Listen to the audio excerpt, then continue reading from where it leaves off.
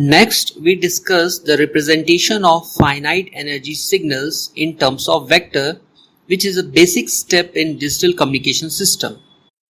And this process of representation is called as Gram-Schmidt's orthogonalization.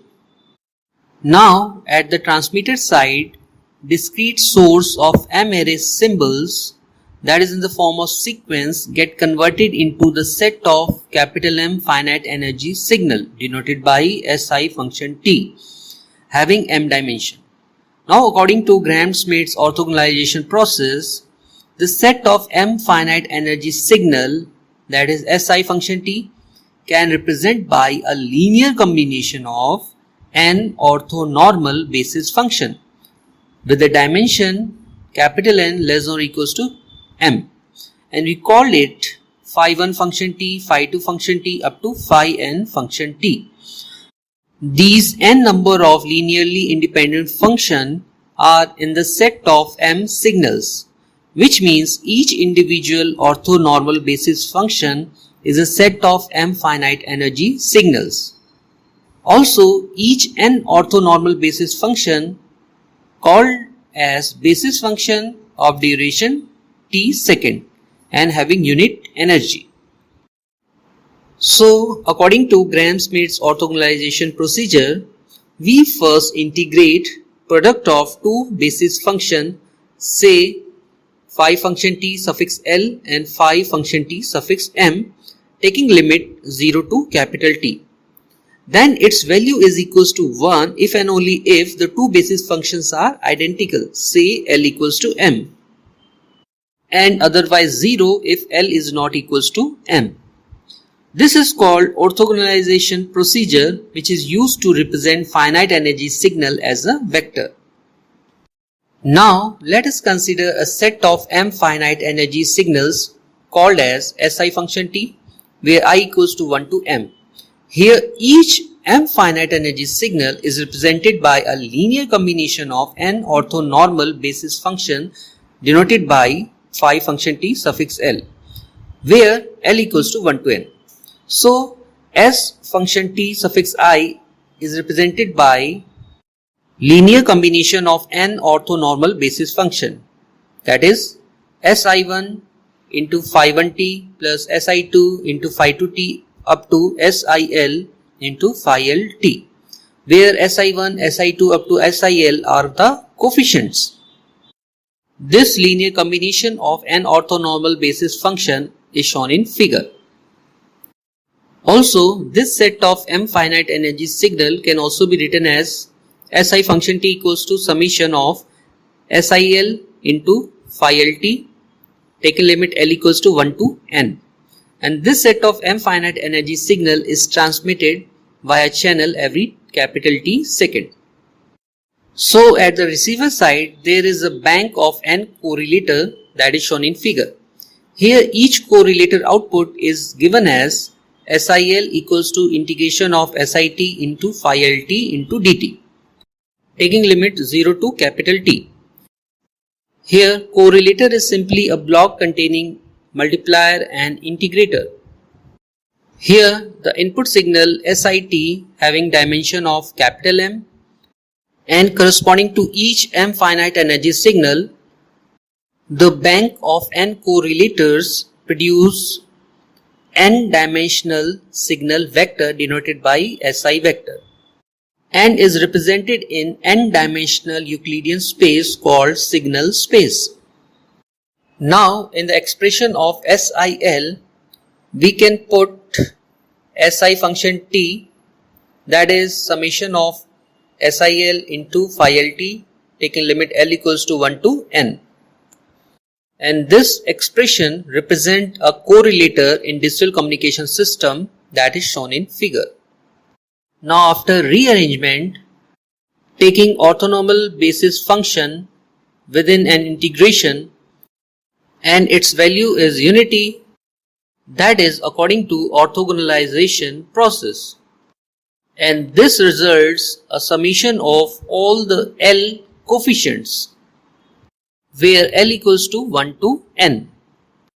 So at the receiver side, there is corresponding n correlator bank, and the output of these n correlators we have Si1, Si2 up to Sin, which further combine to make a signal vector Si vector.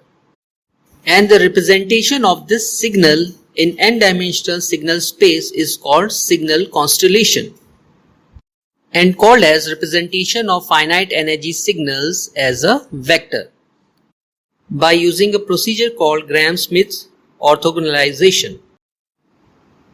Next, we discuss the response of correlator bank in the presence of noisy input. For this, we again consider a bank of n correlators with input x function t. This input signal, that is x function t, is called correlator input and equal to summation of transmitted signal Si function t and random white noise denoted by W function t.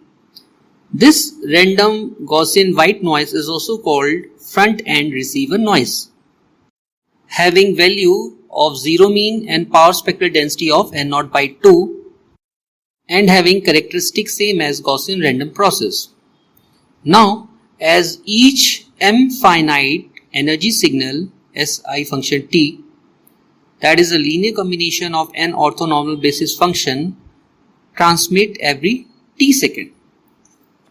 So the correlator input signal, that is a noisy signal, is represented by x function t equals to Sit plus Wt for t greater or equals to 0, less than or equals to t, for I equals to 1 to m. Now at the correlator output, we get integration of product of input signal xt and basis function phi function t suffix l. Here l equals to 1 to n. So the correlator output is denoted by x suffix l equals to integration of xt phi function t dt, taking limit 0 to capital T. Now putting xt equals to Sit plus Wt and separate the integration, we get xl equals to integration of Sit phi lt dt plus integration of Wt phi lt dt. Here the first term is the deterministic, as the transmitted signal is known and called as deterministic quantity denoted by S suffix il, and the second term corresponding to the random variable, that is due to the additive white Gaussian noise denoted by W suffix l. So the input of the correlator, that is capital X function t, represent the Gaussian random process, which is equals to the deterministic signal Si function t and Gaussian noise W function t. And the output of the correlator, that is capital X suffix l, represents the Gaussian random variable with deterministic quantity S suffix il and random noise W suffix l. Now, in order to analyze noise performance, the output of the correlator must be characterized by mean and variance. So first, taking mean of x suffix l, that is expectation of xl, equals to expectation of SIL plus WL, which is also written as expectation of S suffix IL plus expectation of W suffix L. Since SIL is deterministic signal, so its expectation is simply SIL, but WL corresponding to the Gaussian noise with 0 mean, so expectation of W suffix L is equals to 0. And we get expectation of XL equals to SIL, which is simply the expectation of SIL, which is a deterministic signal. Next, taking variance denoted by sigma square corresponding to Gaussian random variable XL and denoted by variance of XL, which is further equals to variance of SIL plus WL, also equals to variance of SIL plus variance of WL. Since S suffix IL is a deterministic, so it has a 0 variance, but the Gaussian noise having a power spectral density of N0 by 2, so its variance is simply N0 by 2. and this results a variance of XL equals to N0 by 2. So it concludes that the output of the correlator having a mean value of deterministic signal, that is SIL, and the variance value of N0 by 2, that is a power spectral density of additive white Gaussian noise. Also, we note a point. For n correlator bank, each output XL for L equals to 1 to n having a mean value of deterministic signal Sij, and each bank having equal variance of N0 by 2, that is called power spectral density of additive white Gaussian noise.